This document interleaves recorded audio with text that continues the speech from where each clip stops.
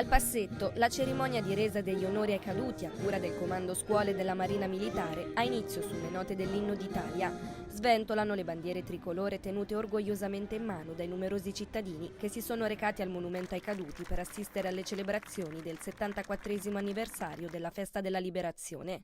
I gonfaloni sono schierati e alla presenza di numerose autorità civili e militari, associazioni combattentistiche e anche scolaresche, il prefetto di Ancona, Antonio D'Acunto, ha passato in rassegna il picchetto d'onore. Dopo la lettura della preghiera dei dispersi e dei caduti e la benedizione del sacerdote, il sindaco di Ancona Valeria Mancinelli, il prefetto Antonio D'Acunto, il comandante del Comando Scuole della Marina Militare Alberto Bianchi, il presidente del Consiglio regionale Antonio Mastro Vincenzo e la presidente dell'Ampi Ancona Tamara Ferretti hanno reso onore ai caduti deponendo le corone davanti al monumento.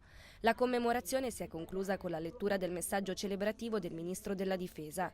Il 25 aprile ha segnato la storia italiana e rappresenta un avvenimento su cui ancora oggi è importante riflettere. Il 25 aprile è una data fondamentale per la storia del nostro Paese, perché rappresenta il ritorno non solo alla libertà e alla democrazia, ma anche alla riconquista della dignità del Paese che l'aveva persa. La mia storia è molto semplice, io ho l'unico merito di essere figlio di mio padre, il quale era un anconetano che è trasferito a Milano, è entrato nella Resistenza, era diventato vice segretario del Partito Socialista clandestino e aveva contribuito fattivamente a organizzare i grandi scioperi del marzo del 1944. Per questo fu arrestato e deportato a Mauthausen, dove morì. La manifestazione è poi proseguita con il corteo che da piazza 4 novembre si è snodato lungo il viale della Vittoria fino a raggiungere piazza Cavour.